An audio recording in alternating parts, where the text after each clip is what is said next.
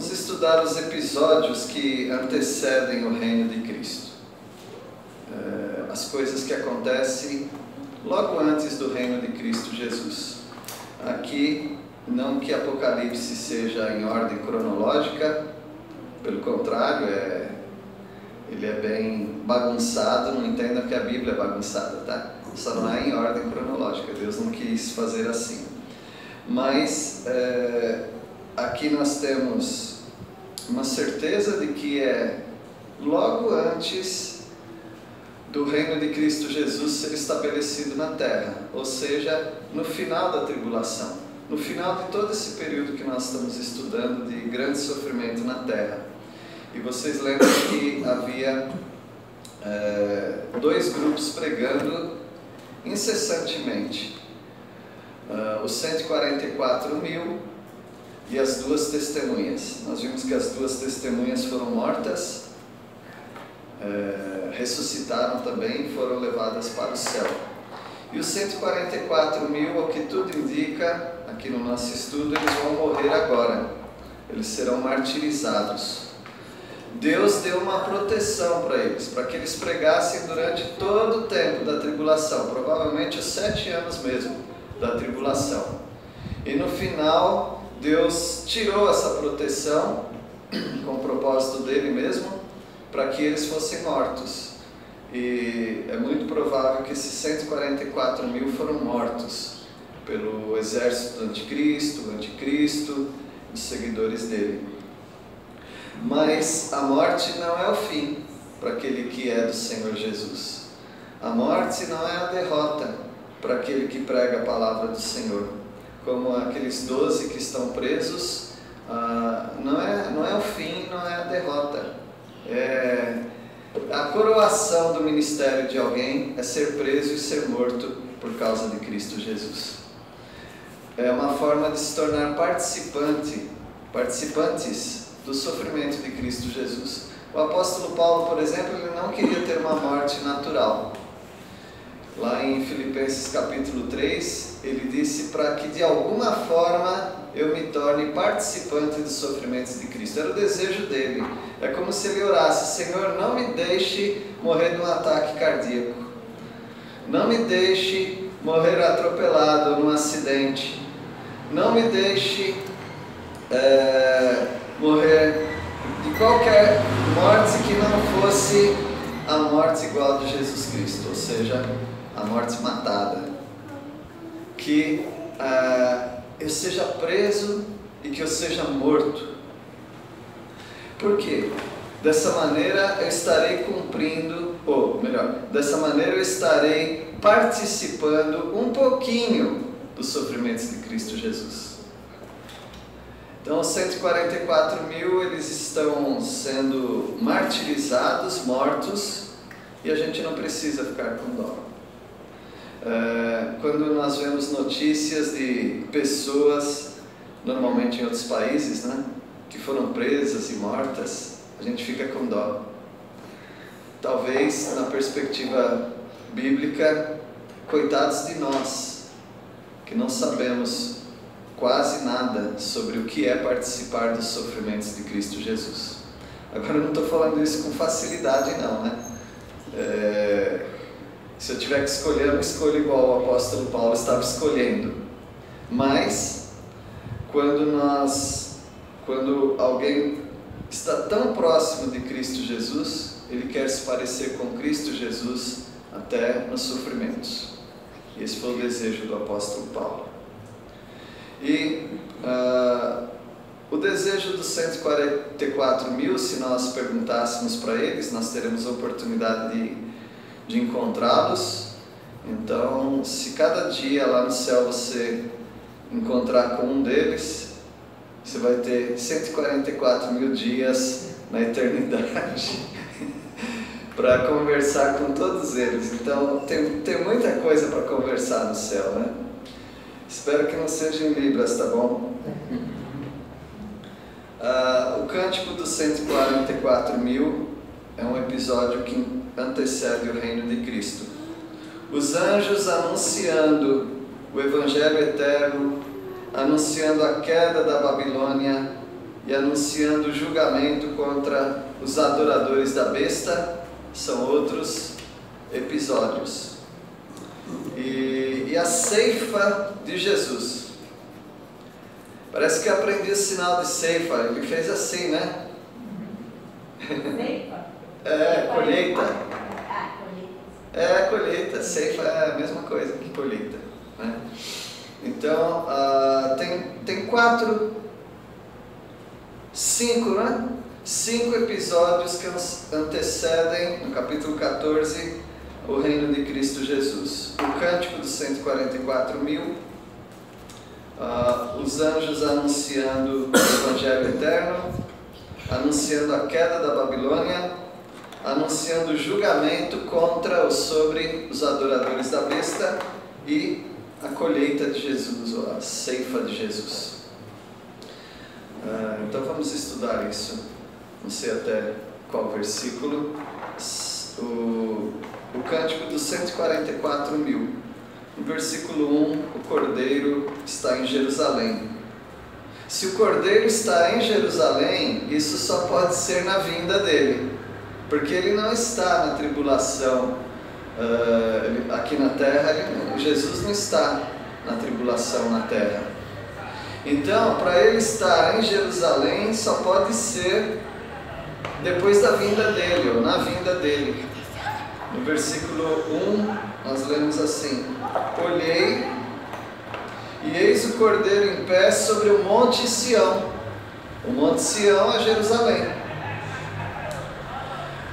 O Senhor Jesus, não o Senhor Jesus, mas os anjos que estavam com os discípulos, que estavam no Monte das Oliveiras, eles estavam olhando para o alto, porque Jesus subiu, né? E aqueles anjos perguntaram, então, varões galileus, falando para aqueles discípulos, por que vocês estão olhando para cima? Da mesma maneira que ele subiu, ele vai descer. Então ele desce no Monte das Oliveiras, há um terremoto, aquele monte racha, ele persegue o exército do anticristo, mata o exército do anticristo, ele lança no lago de fogo o anticristo e o falso profeta, e ele está agora no Monte Sião, depois já de ter vencido certamente os inimigos do Cordeiro, e ele está no Monte Sião. No versículo 1 ainda, nós descobrimos finalmente o que estava escrito na testa dos 144.000, porque lá no capítulo 7 não fala, só fala que eles estavam marcados, né? E aqui nós aprendemos no versículo 1, né? Olheis o Cordeiro em pé sobre o Monte Sião, e com ele 144.000, tendo na fronte escrito o seu nome e o nome de seu pai. É isso então que estava escrito, ou estará escrito na testa dos 144.000, o nome de Jesus e o nome do Pai. Eles são totalmente do Senhor. Nós somos totalmente do Senhor também. Nós temos também uma marca, é chamada de selo, é o selo do Espírito Santo, está em nós. Nós somos selados pelo Espírito Santo até o dia da manifestação dele. Nós somos um penhor e nós seremos entregues totalmente ao Senhor na glória. Há um cântico aqui, e esse cântico, quem tem a prioridade são os 144.000. Eles é quem aprendem esse cântico, eles que sabem desse cântico. Hoje nós cantamos cânticos pela manhã, agora à noite. Tinha um que a gente não conhecia, mas a gente aprendeu hoje pela manhã. E nós aprendemos os cânticos. Mas esse aqui, mesmo que você tentasse, você não ia conseguir. Não sei. As notas são diferentes. A letra nós não conseguimos aprender. Só 144.000 conseguem aprender esse cântico. Versículo 2. Ouvi uma voz do céu, como voz de muitas águas, como voz de grande trovão. Também a voz que ouvi era como de arpistas quando tangem a sua harpa. Algo bonito então, não é? E no versículo 3: entoavam um novo cântico diante do trono, diante dos 4 seres viventes e dos anciãos. E ninguém pôde aprender o cântico, senão os 144 mil que foram comprados da terra. Só eles aprenderam, sabiam esse cântico, e eles estavam diante do Senhor, diante dos seres viventes. Então eles estavam já na presença do Senhor, certamente martirizados, como sugere o versículo 4. São estes os que não se macularam com mulheres, porque são castos. São eles os seguidores do Cordeiro por onde quer que vá. São os que foram redimidos dentre os homens, primícias para Deus e para o Cordeiro. Os 144 mil eram homens que se dedicaram totalmente a pregar o Evangelho. Eles não se casaram. Eles não... nós estamos tendo culto de família, isso é uma bênção. Mas nós sabemos o quanto que família demanda de nós tempo, energia, recursos. E não é que é pecado. Deus que instituiu o casamento, Deus quer uma família, Deus quer que o chefe do lar cuide da família. Não tem problema nenhum nisso. Mas algumas pessoas, poucas pessoas, são dedicadas ao Senhor para fazer só a obra dele.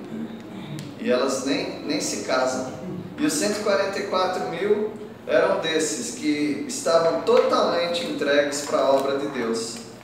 Eles seguiam o Cordeiro, onde o Cordeiro os mandasse ir, onde o Cordeiro ia, espiritualmente falando, na terra, né? Eles iam, eles pregavam a palavra e eles foram redimidos dentre os homens, ou seja, eles foram salvos. Logo no início da tribulação eles foram salvos. E eles também eram primícias para Deus e para o Cordeiro. Não sei exatamente o que ele quer dizer, que Jesus quer dizer como primícias.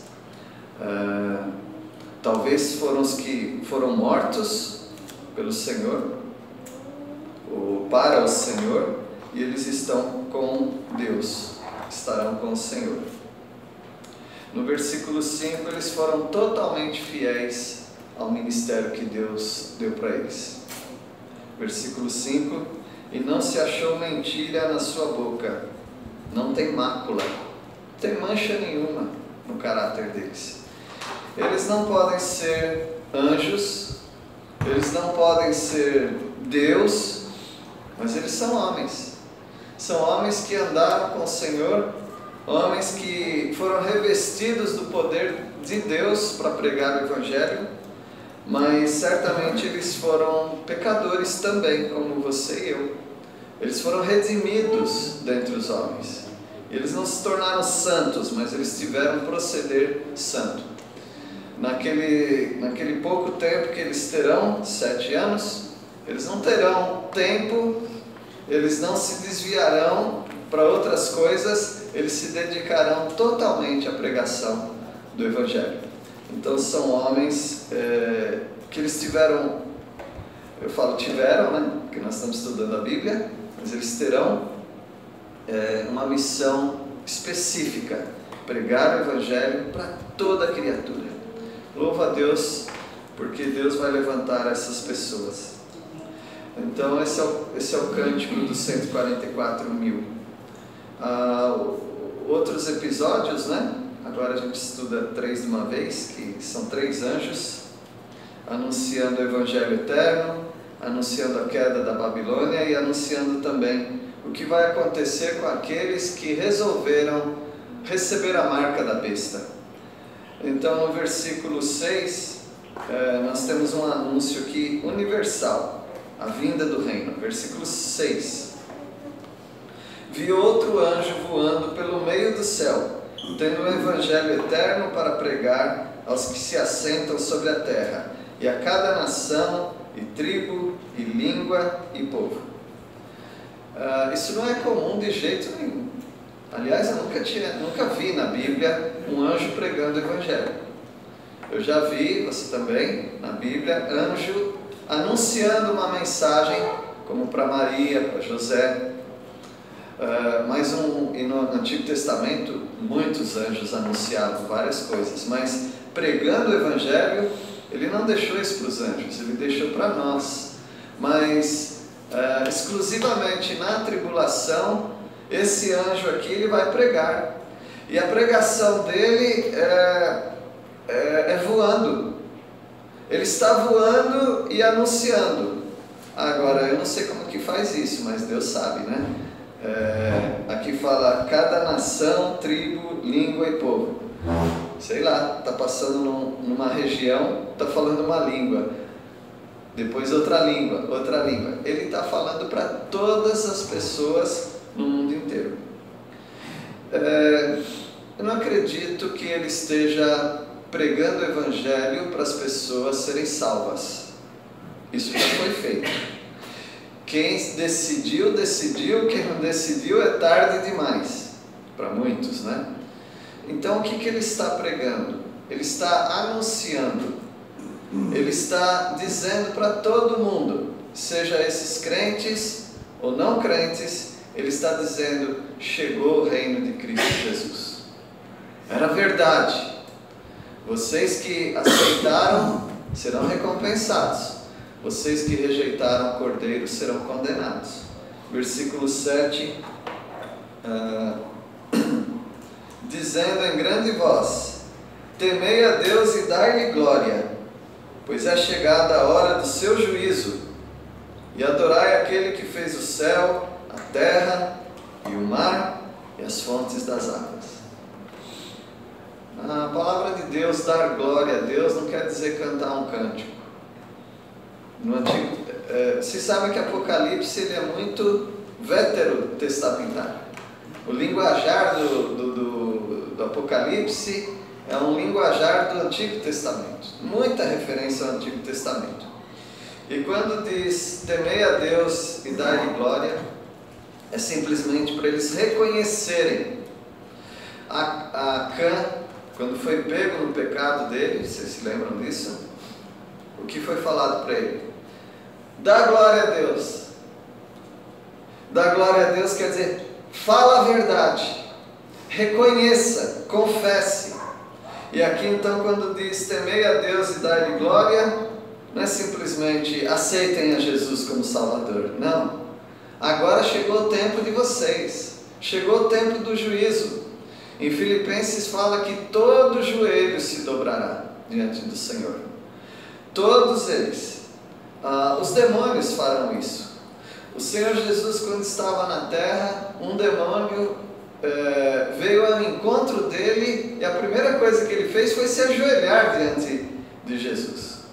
Demônios que deram glória a Jesus, porque eles têm que fazer isso. Eles não querem, mas eles têm que fazer isso. E aqui esse anjo está dizendo para toda a humanidade, para temer a Deus, dar glória, porque é chegado a hora do seu juízo. É o juízo de Deus contra eles. Adorai. Todos vão ter que adorar a Jesus. Todos terão que adorar a Deus. Todos vão ter que reconhecer que Ele é o Criador do céu, da terra, do mar, das fontes de águas. É interessante ele falar isso, porque o céu foi afetado na tribulação, a terra foi afetada, o mar foi contaminado e as fontes de água foram envenenadas. Ele está dizendo, foi Deus quem fez tudo isso. Tanto é o Criador, quanto é o Destruidor. Adorai a esse Deus. Versículo 8, aqui é um outro anúncio agora. Sobre a Babilônia. Babilônia é todo sistema religioso falso. Você pode pegar todo ensino que não é bíblico, colocar tudo num saco só, amarrar e colocar uma etiqueta. Babilônia. Isso aí é Babilônia, tá bom? Babilônia é todo ensino errado, de todas as épocas. Versículo 8: seguiu-se outro anjo, o segundo, que são 3 anjos, né? Dizendo: caiu a grande Babilônia, que tem dado a beber a todas as nações o vinho da fúria da sua prostituição. A Babilônia, representada por uma mulher, mas é um sistema religioso. A Babilônia não é propriamente o país, tá bom? Babilônia não é um grupo religioso. Babilônia não é um país qualquer, mas a Babilônia é um sistema. Babilônia é todo sistema falso religioso. O que a religião fez com os povos? Ela embebedou os povos. Ela foi dando vinho para os povos. E esse vinho aqui é chamado de prostituição. Ela foi prostituindo os povos. Ela foi trazendo ira sobre os povos. E cada vez que os povos iam bebendo desse vinho, mais fúria de Deus eles estavam trazendo para si. E mais Deus estava odiando essas nações.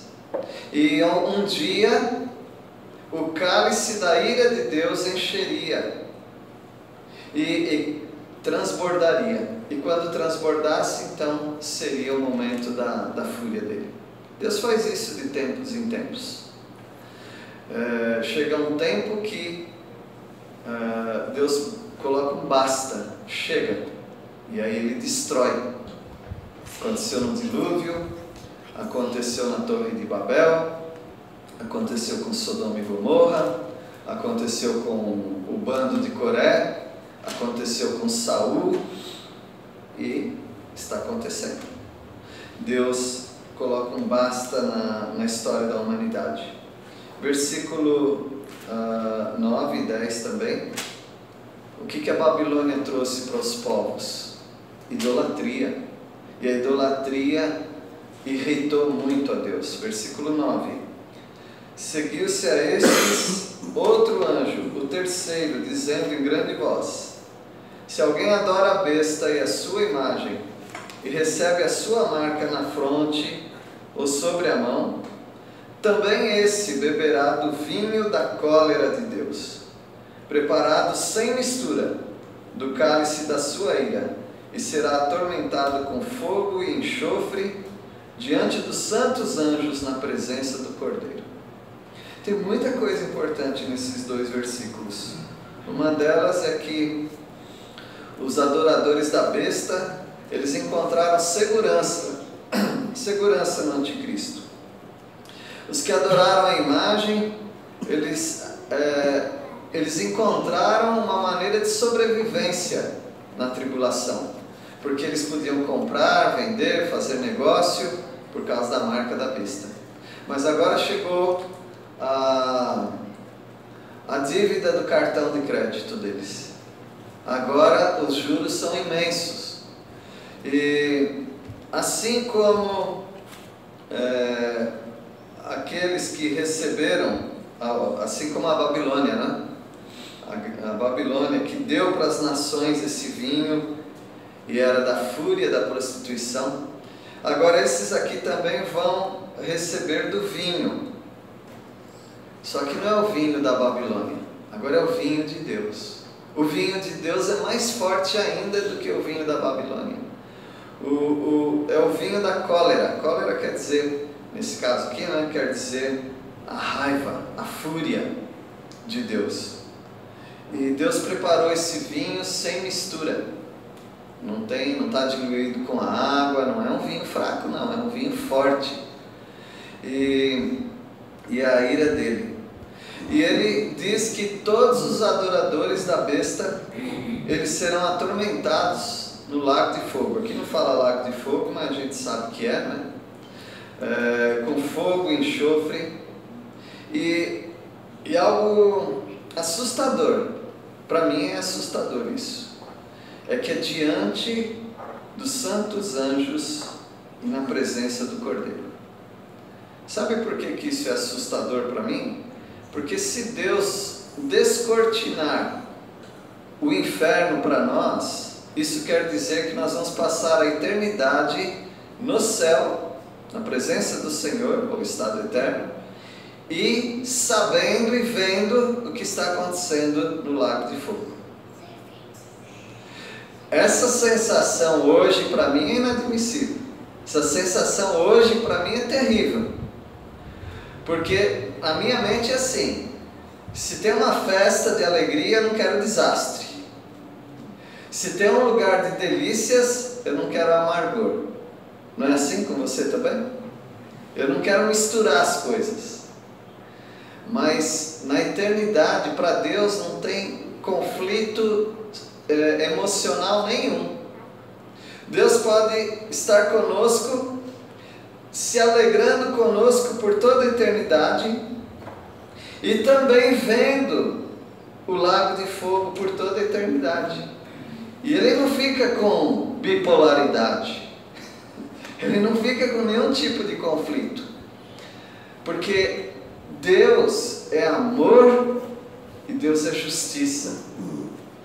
Nós não sabemos lidar com sentimentos assim, não. A gente entra em confusão.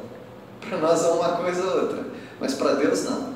Então, os santos anjos de Deus e o Cordeiro, eles veem perfeitamente o que acontece no lago de fogo por toda a eternidade. Eu não estou dizendo que isso vai acontecer conosco. Eu não sei se isso é reservado só para eles, ou se nós também teremos essa visão. Hoje eu não consigo nem imaginar isso, não entra na minha mente isso. Mas Deus é um Deus que não tem confusão para Ele, né? Versículo 11, a condenação é eterna. Quando você conversa com certos grupos que dizem que Jesus não é Deus, ou que Jesus é um Deus menor, e você fica tentando convencer, para com isso, para de tentar conversar com eles sobre isso. Vai direto no assunto que eles não acreditam. Fala assim: eu quero falar sobre o inferno, vamos falar sobre o inferno? Eles não acreditam na eternidade do inferno. Eles acreditam no aniquilamento da alma. Os condenados vão para algum lugar, eu não sei se eles chamam de inferno, poderia até ser isso, e aí eles recebem uma chama de fogo que chamusca todo mundo, chamusca não, queima todo mundo, e aí eles perdem a existência da vida deles, da alma deles, eles deixam de existir. Tem dois grupos bem conhecidos no Brasil que pregam sobre isso. Então, não fica falando sobre trabalhar no sábado, sétimo dia. Não fica falando sobre se Jesus é Deus ou não. Quando você conversar com ele, você vai direto sobre o assunto inferno. Aí você fala para ele: se você não acredita na eternidade do inferno, então a nossa conversa acaba, porque a pessoa é salva realmente do quê? Estão vivendo como um ateu. Porque o que o ateu diz? Ele diz que quando morre, o que acontece? Acaba tudo. Eles estão pregando a mesma coisa. Quando morre, aí tem uma variação aí, se é condenado, acaba tudo para ele. Ele deixa de existir. Mas aqui a palavra de Deus diz, no versículo 11, a fumaça do seu tormento, dos adoradores da besta, né? Sobe por quanto tempo? Pelos séculos dos séculos. Não algum, nem de dia, nem de noite, os adoradores da besta e da sua imagem, a quem quer que receba a marca do seu nome. É como se fosse uma caldeira.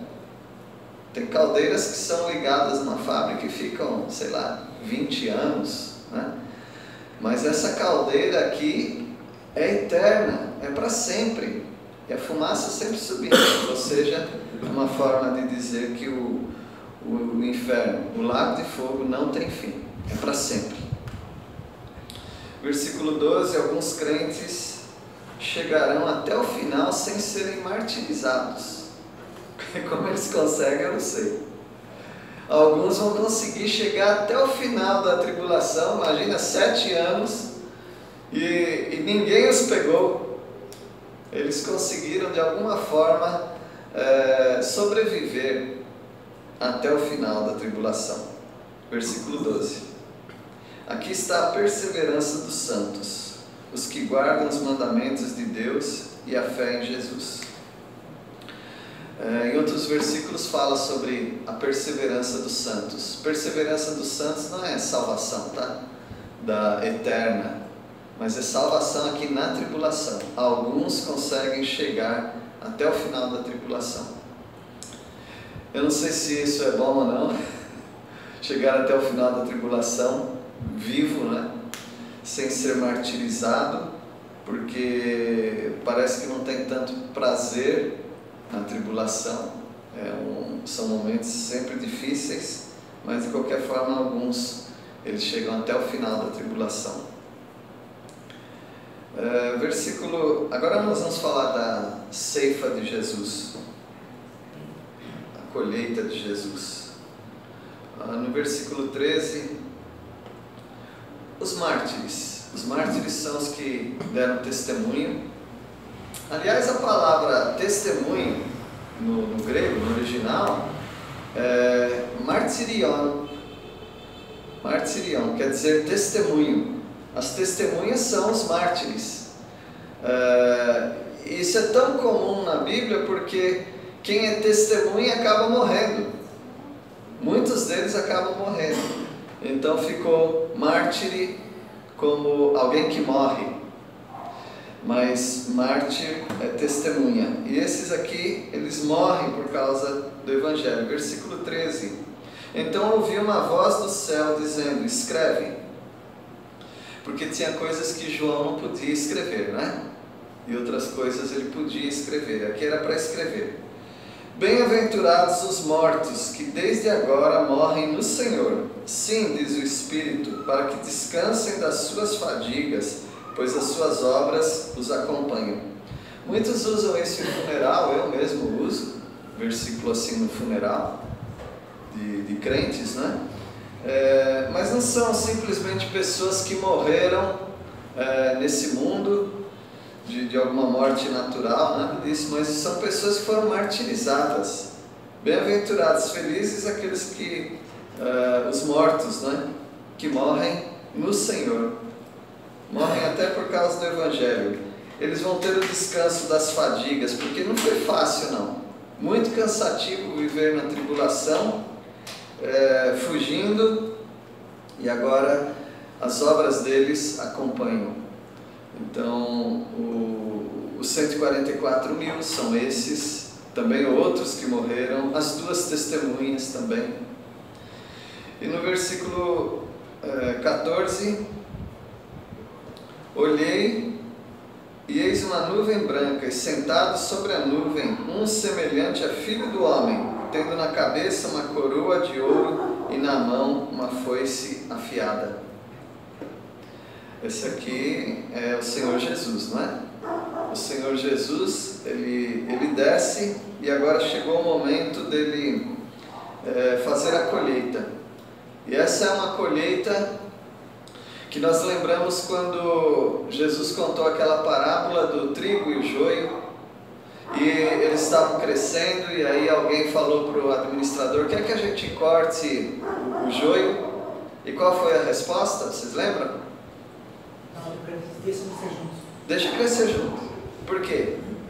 No final se fará a separação. Agora, final da tribulação é o momento de fazer a separação, e o próprio Jesus faz isso. Tem uma foice na mão, né? E essa foice então é símbolo de que ele vai julgar o mundo.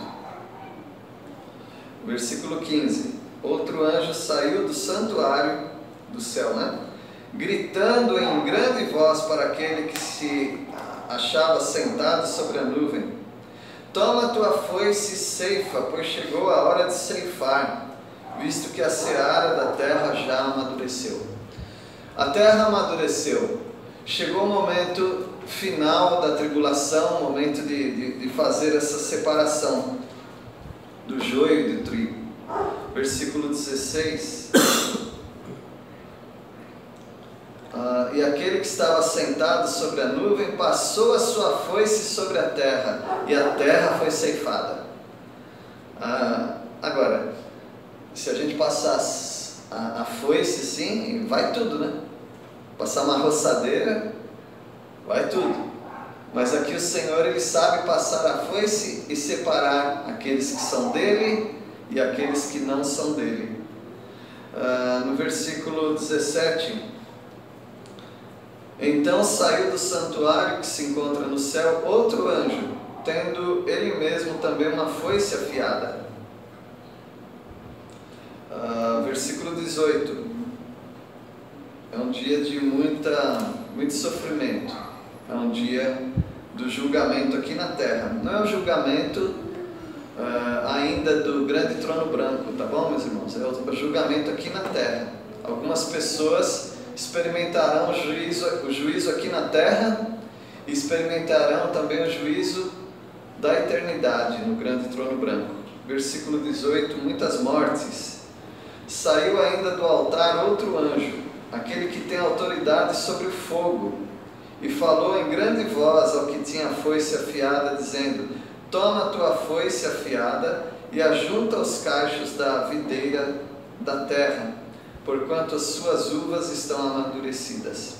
Agora ele usa a figura não de um trigo ou de qualquer outra plantação, mas ele usa da vinha, da uva. Ele vai cortar. É claro que quando vai cortar uma uva não vai roçando toda a videira. Aqui então são os cachos, né? E ele vai cortando esses cachos e juntando os cachos da videira, porque estão maduros, e ele vai colocar num lugar.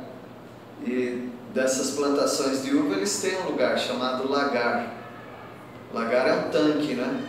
Onde eles colocam as uvas ali, e pelo menos a gente vê nos filmes, né? Eles vão amassar com os pés, ou às vezes colocam numa tina, um balde grande, né? E eles vão amassar. E aqui a figura é a mesma, ou seja, as uvas são os incrédulos. A foice é do Senhor Jesus, usando anjos para isso.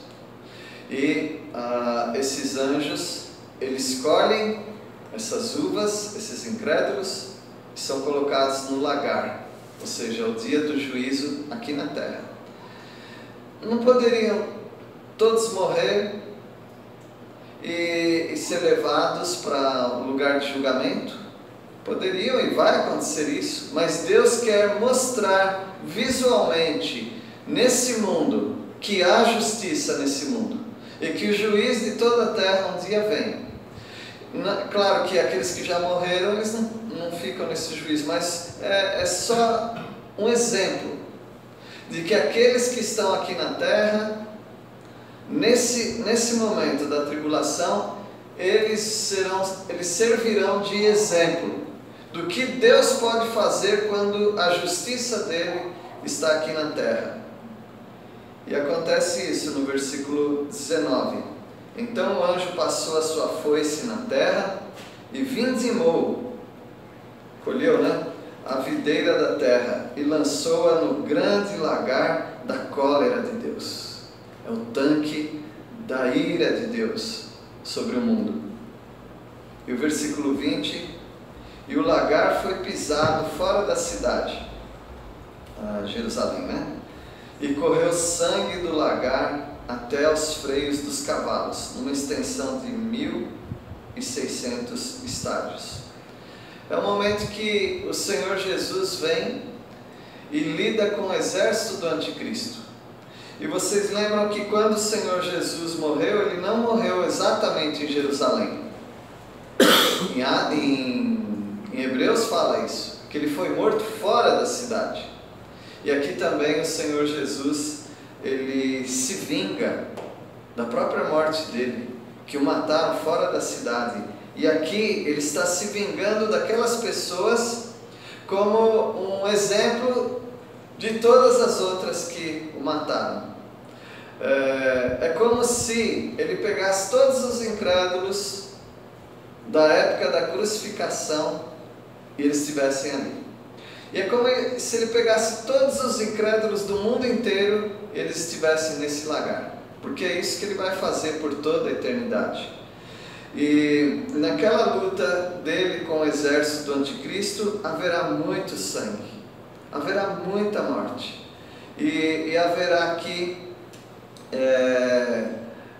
uma matança de muito sangue, desde Dan até Berseba, ou seja, de norte a sul, ou do sul ao norte, numa extensão de, agora eu não tenho aqui o cálculo, mas alguém deve ter uma Bíblia aí que fala em 300 quilômetros. Daqui em Lavras. Daqui em Lavras. Daqui em Lavras, na cidade indo para Belo Horizonte, né? Lavras. Agora, é a extensão de Israel.